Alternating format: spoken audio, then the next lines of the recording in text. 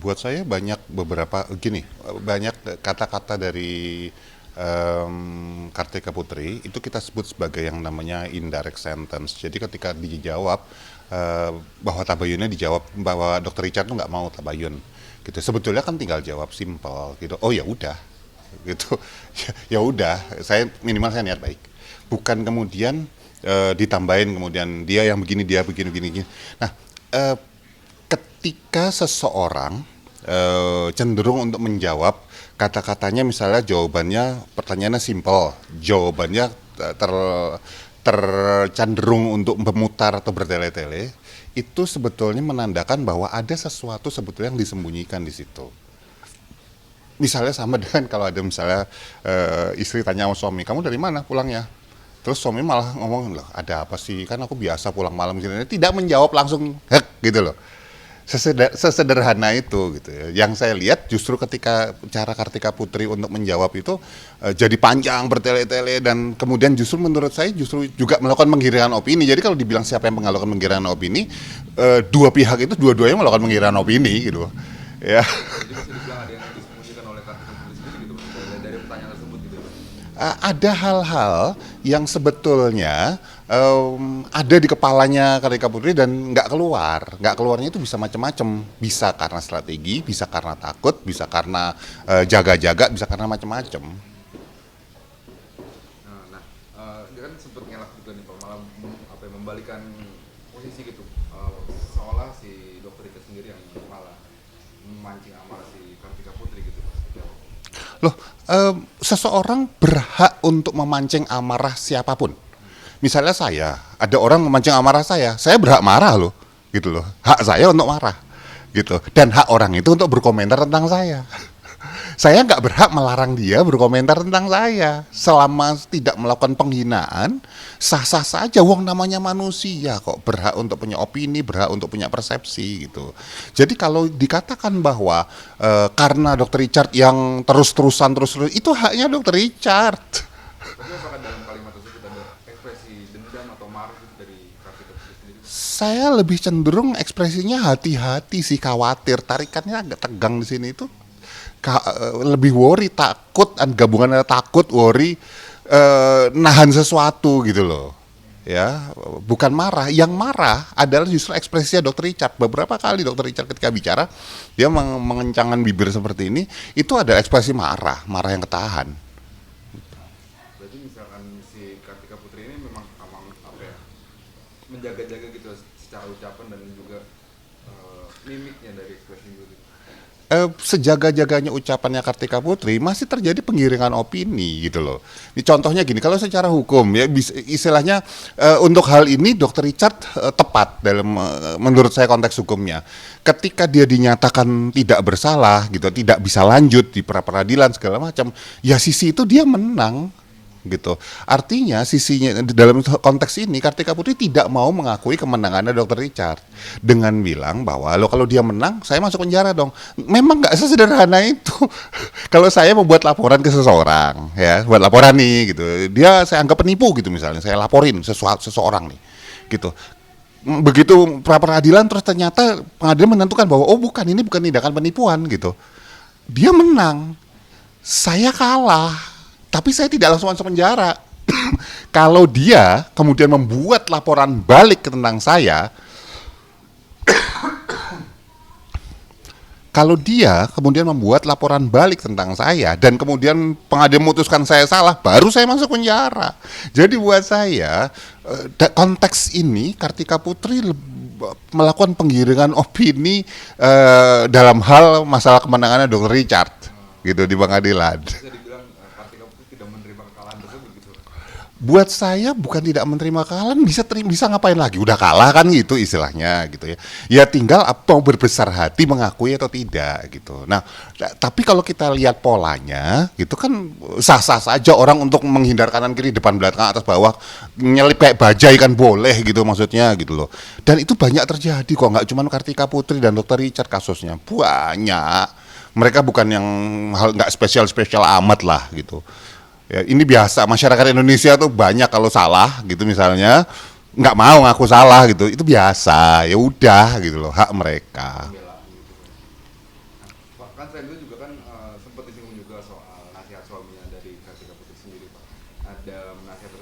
observasi Kartika Putri sendiri masih menyentil dokter Rita gitu Pak. Apakah memang karakter dari Kartika Putri sendiri Gimana sehat apa?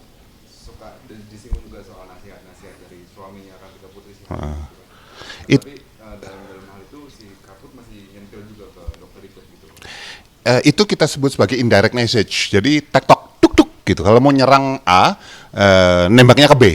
Kalau dalam ilmu perang, teori perangnya militernya Sun Tzu nih, dulu beberapa tahun sebelum Masehi di Cina sana, kalau engkau mau menyerang ke barat, bergeraklah ke timur gitu. Jadi ngomong seolah-olah diomongin dari A, saya dapat omongan dari seseorang, padahal kata-kata ini ditargetkan untuk nembak dia gitu. Oh, itu biasa dalam ilmu komunikasi gitu loh.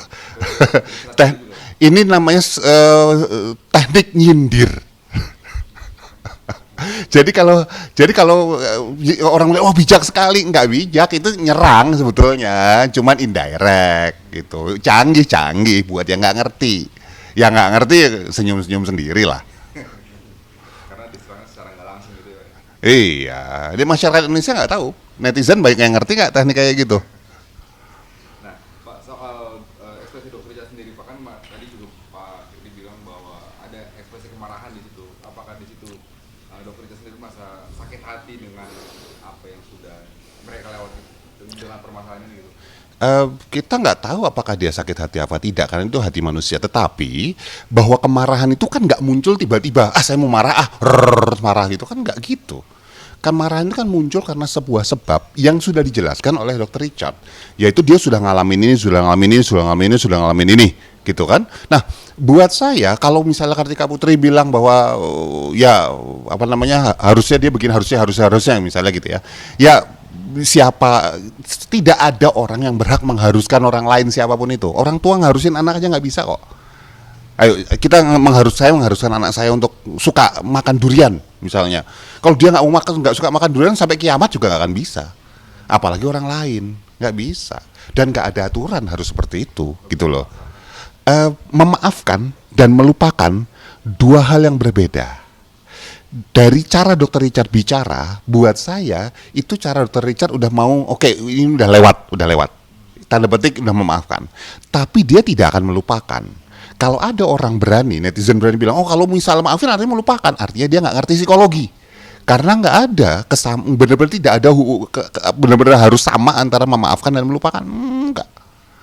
Justru banyak orang yang belum memaafkan tapi melupakan sehingga dia merasa sudah memaafkan padahal hidupnya masih hancur lebur tuh gara-gara dia belum maafin sebetulnya, ngerusak dari dalam. Ada, jadi tolong bedain antara memaafkan sama melupakan, itu nggak beda. Buat saya Dr. Richard bisa jadi sudah memaafkan tapi belum melupakan. Jadi buat dia itu pelajaran, nggak akan dia lupakan. Dan jadi akhirnya keputusan dia untuk tidak mau ketemu lagi, ya dengan bahasanya takut diprank lagi segala macam, itu kan bahasa sindiran juga dari Dr. Richard. Jangan salah, Dr. Richard juga nyindir loh sebetulnya, ya bahasa sindiran Dr. Richard gitu kepada Kartika Putri bahwa enggak, jangan, gua nggak mau kejebak lagi sama lu. Istilahnya bahasa tidak langsungnya gitu. Lu tricky, seolah-olah bahasanya kayak gitu loh. Ya, nah menariknya kalau kita bicara tentang Kartika Putri mengomentari, dia kan laki-laki, ya. Nah, ini bawa-bawa gender nih. Seolah-olah yang boleh ngomong meluapkan ekspresi itu cuman perempuan. Oh nggak begitu, nggak semudah itu Ferguson. Ini yang menyebabkan kemudian banyak orang yang kemudian nahan perasaan dalam dan kemudian malah depresi. Sah-sah saja laki-laki untuk mengungkapkan apa yang mau dia sampaikan selama sesuai dengan hukum, nggak melanggar aturan yang berlaku, kan kayak gitu. Jadi buat saya penggiringan opini udah kebanyakan nih buat saya. Jadi tidak hanya perempuan yang boleh ngomong, boleh berekspresi, laki-laki juga boleh. Ya, itu tidak, ini hanya bukan buat Kartika Putri tapi buat semua orang di dunia ini. Laki-laki tuh boleh berekspresi, tinggal cara lu gimana berekspresi. Tapi si dokternya sendiri kan juga bilang bahwa dia nggak mau memaafkan si Kartika Putri, bahkan juga nggak mau ketemu gitu dengan Kartika Putri gitu Pak. Apakah ini menjadi Dr. Richard nggak bilang nggak mau maafin. Tapi ada di beberapa. Enggak, dia nggak bilang. Saya udah nonton. Dia bilang juga nggak mau bertemu gitu Pak. Apakah itu sebuah dendam yang sudah jadi menumpuk gitu dalam dirinya dokter Richard? Dendam itu adalah bentuk persepsi orang yang bisa berbeda-beda untuk tiap orang. Ada orang yang merasa bahwa kalau belum lupa namanya dendam. Ada orang yang bilang kalau belum maafin masih menggelora di dalam sini, gitu namanya dendam. Akhirnya kita nggak bisa menyamaratakan apakah Dr. Richard dendam atau tidak. Menurut definisi siapa? By whose definition kan gitu. Jadi buat saya jawabannya adalah Dr. Richard menurut saya sudah memaafkan. Menurut saya loh ya sudah memaafkan, tapi belum melupakan apa yang sudah terjadi. Karena buat saya cara dia bicara tuh cukup logis. Nah, buat saya cara bicara dia cukup logis, dan dalam logisnya itu membuat dia kemudian bisa menilai bahwa saya tinggal di masa lalu, saya nggak mau otak-atik lagi. Kalau ada dia merasa butuh minta maaf segala macam, ya udah minta maaf aja gitu loh. Karena secara strategi gini, ini analisa saya. Kalau misalnya Dr. Richard menemui Kartika Putri, tentu saja nggak ada media, ya tentu akan nggak disiapin media dulu di awal gitu. Itu cukup rentan. Kenapa? Bisa jadi nanti digiring opininya oleh siapapun, entah oleh Dr. Richard, entah oleh Kartika Putri gitu ya. Perang opini lagi karena di dalam nggak ada yang tahu yang terjadi pembicaraannya apa, gitu.